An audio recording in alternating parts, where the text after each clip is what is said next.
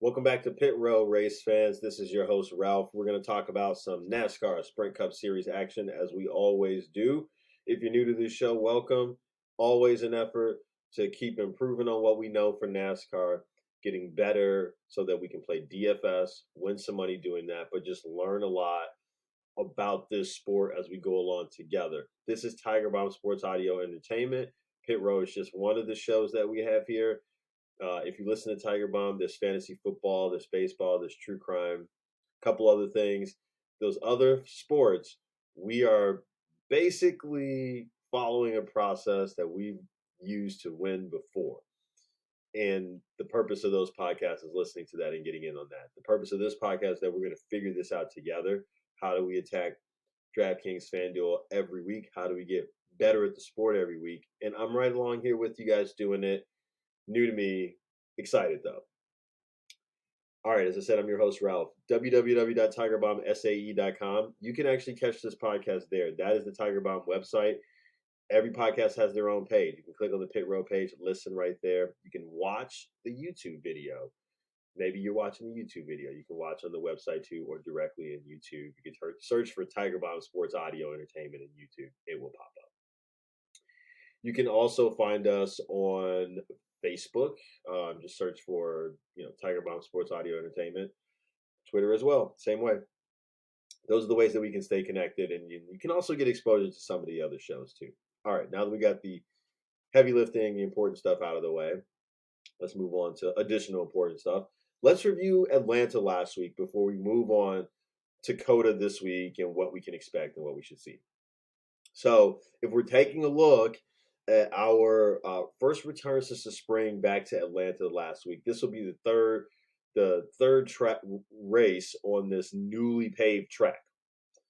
Third race with the Generation 7 car. So out of the gate, Green Logano out front. That was the story of practice. The story of qualifying is the Fords obviously were coming with the speed, and then it was just going to be from there.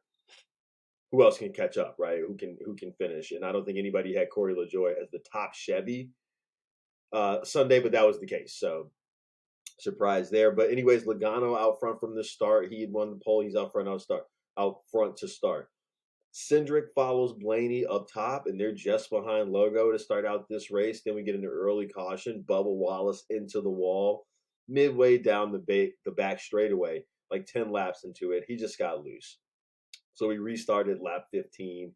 Priest gets a penalty. Priest has been out of the gates good early this season. A couple of top 10 finishes for him. That's pretty impressive considering he's not very, has not had very much experience at the Sprint Cup level. So restart at 15. Priest has the penalty. That would hurt his day. Fords running up top give Larson's Chevy the inside line because the Fords are lined up top. Inside line's looking slower at this point. 4 cars on the outside line ahead of that inside car. So that's how far back that inside lane was.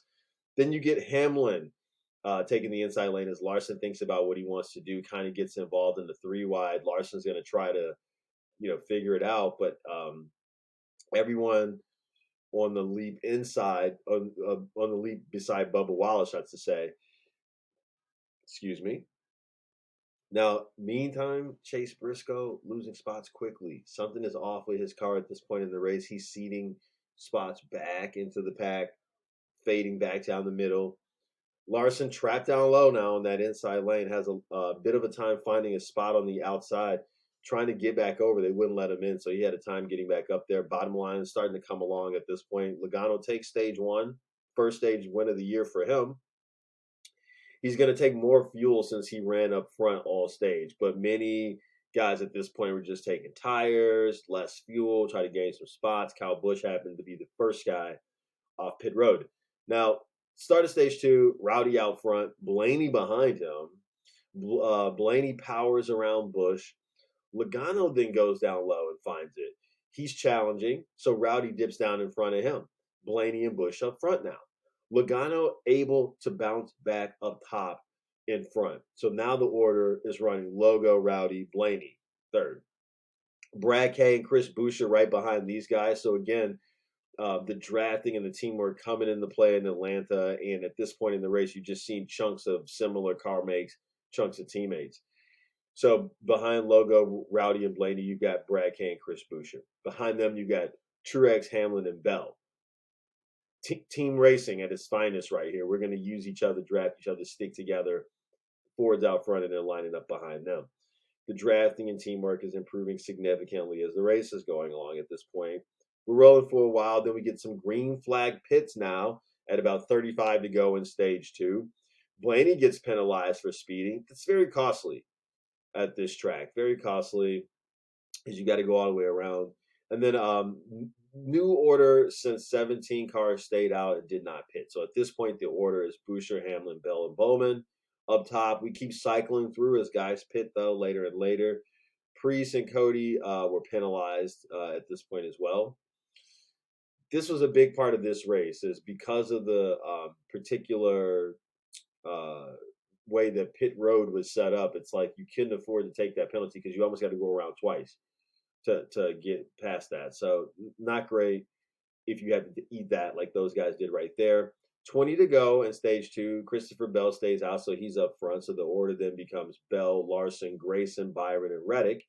And then Larson finally comes in, leaving Bell as the lone car not to pit now, going to stretch it out and then maybe just take 2 tires at the end of the stage or something like that. Okay, Bell can't stop the pack from coming. The tires are too old. So the lead now becomes Logano, Cindric, Reddick, Byron, Buescher. Logano stacked up the group at the end, trying not to run into – he stacked up the group. He's trying not to run into the end of the lead lap. So at this point, he's kind of got the group held up a little bit, trying not to run into those guys. He has a teammate at the end of the lead lap. But he gets clumped up with Cindric and Reddick. Cindric, his teammate, takes stage 2 because of this. They're all just kind of in there together. He was trying desperately not to run into the back of the line for his own reasons there. Now, start of stage 3. Stenhouse and Almirola up front to start. These guys on old tires going to give away soon, though. So, again, you see Stenhouse, Hamlin, and Byron now, and then Stenhouse holding up the outside at this point a little bit, getting some 3-wide action now because of that. Hamlin overtakes Stenhouse finally with 80 to go in the race. Hamlin, Stenhouse, Byron, and Larson is the order now. Larson, Byron, challenging. Byron trying to challenge for another victory. Harvick coming now. Chastain too. And oof, Gregson into the wall, but he saves it. But that messes things up for him. Harvick out front now. Turned by Chastain. This guy knows he likes racing hard. Doesn't want to appear dirty, but I'll just say he's racing everybody hard. As he did last year at COTA. We'll talk about a little bit as that pertains to this year too. But Harvick gets turned by Chastain, so we get the caution. Josh Berry gets damaged in the 9. Harrison Burton is done in 21. Buescher probably done at this point, was done at this point. Sloppy pit for Chastain, all over the grass and everything. This guy's killing me at this point in the race. I mean, he's trying to get his car out there ahead of some of these guys pitting. He's damn near causing collisions on pit road. He's reckless, and he's going to get some guys high. It's NASCAR. They'll let you get out of the cars and do so much about it. So he better watch himself. He's playing with fire, it seems like, every week. Blaney gets the free pass, though, and so we're green again, and we're racing. Now, with 61 to go, Brad K and Eric Almirola up front. Yikes. Lap 209, we get this big old crash. Almirola and Larson are out. Almirola blew a tire out front and just took Larson out with him. Bad luck for Larson. He was having a great day, running well. All for naught, though, not able to finish. Almirola had those old tires, and that's been the whole thing all day is those old tires got eaten up quickly. He had maybe 45 laps on those tires, and that cost him and Larson. So now on the restart, Brad K out front. The 45 and the 48 challenging in each lane with the 6 out front now. Brad blocking both. Bell and Logano behind Reddick and Bowman at this point. Brad blocking both still. Here comes Logano. Down low. Pops out, baby. Pops out. Now he's second. The Penske cars are behind Reddick and in front of him. So Reddick sandwiched in by these Penske cars. Okay, Reddick climbs up top to get out of that. Hamlin working well outside. Brad K still blocking up front. Logo chasing him down. 34 to go now. Logano up front now. Blaney and Brad in front of the lines with Logano out front now. Brad K out front now. Still working on holding off both lanes. Lanes are now led by Logano and Reddick. And while Logano slips past again, Blaney pushes Logo even with Brad. Cindric's tires are worn, losing the bottom lane. Gap between him and Blaney on the bottom now, causing that inside line to lag now and fade. Logo 3 or 4 cars back of Brad K on the outside now. Toyota's looking to take that inside line if they can jump past Logo. They're just looking to get past Logo on the outside and then jump downstairs. Bell drops down. 2 laps to go now. Logo slides up. Bell drops down in front of Logo. Logo slides up. Logo is able to maneuver out front. Brad K down low now, and Logano wins it. It was a close finish. Brad trying to get him down low, nip him down low. But Logano found a way to get outside on the white flag, even though Brad K had a great block. Brad had been saying before the race that the best seat, the catbird seat, would be being second on the white flag, being second right there and being able to make your move and have that leader to kind of make a decision. Well, he's right. That is the move that ended up winning it. Only he wasn't the one giving it. It turned out to be Logano. So big win for Logano there. But the Fords, they were great in qualifying, great in practice, ran up front all day. As we said, LaJoie was the top Chevy of the day. Didn't see that coming. But in terms of DraftKings, I mean, not a lot of success for me. Some of those cars we were depending on, the Larsons of the world, knocked out, right? I had Gragson at some point. And so nothing you can do about that. That's NASCAR, baby. We don't know who's going to get a DNF before the race starts. So we take a chance. Obviously, you try to mitigate that by who's had past success. But Larson, great example of how you cannot always fight what's going to happen. So it's just the way it is.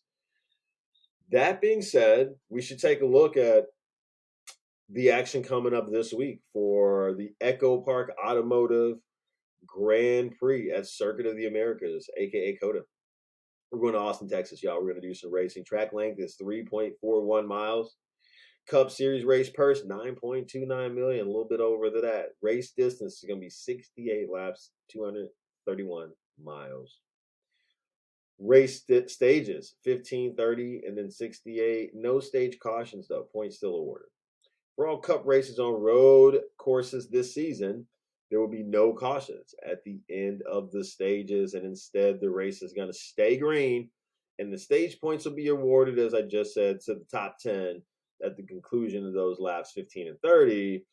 But it will be the first time the Cup Series has gone without stage cautions in a point-paying race since the onset of stages at the beginning of 2017. So Cup cars are going to run the same code tires that were used on road courses all last season. One code going to be used on the left front and right rear, and the other on the right front and left rear. The choose rule will also be in effect for this race for the first time at a road course this season. Chevys have won 11 of the last 12 road course races, so we'll see if they can return to dominance this week after getting bullied by the Fords last week. Ross Chastain is the only driver on Sunday that owns top 5 finishes in the first 2 races at COTA. Talked about how he's unafraid to drive you tough. He looked good in practice today. That's one thing we want to take a look at. I know I do the show on Friday, sometimes Saturdays early, but you guys are going to have to figure in qualifying and practice because we really get a sense of which cars look well, are running well, will compete on Sunday. Anywho, 3 drivers scored their first career Cup win in a road course in 2022. So we could very well have a repeat of that. The race winner led 5 laps or less in the last 2 road course races. So somebody potentially poised to come in the end and do it. But that just lets you know that we can look for somebody else to kind of lead the laps, like Bowman or something like that. There's going to be somebody that I think puts in a lot of lead lap work. We got to figure out who that guy is and get with him. Debut of the new low downforce package on these road courses. So we've got some guest guys stepping in the big shoes here. Jordan Taylor, one of them, the 3-time IMSA champion, He is coming in quick. He's one of the quicker cars of the guys of our all-star celebrity guys in the races this week, if you will. But he is going to be driving that number 9 Hendrick Motorsports car instead of Josh Berry this week. So Jordan Taylor, much success in the world of racing. Will it translate for him? Driving that 9 since Chase Elliott still out with injury. Now, Jenson Button is also going to give it a go on Sunday, the 2009 Formula One champion. This guy finished 28th on the leaderboard in his first season behind the wheel of a NASCAR Series Cup vehicle.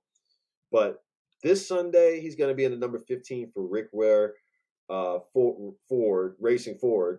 And he's going to be sponsored by Mobile One. And also this Sunday, you're going to get, this one's getting a little bit more high profile, but F1 title winner Kimi Räikkönen is going to return to the number 91 Trackhouse Racing Chevy as he did last year and this weekend.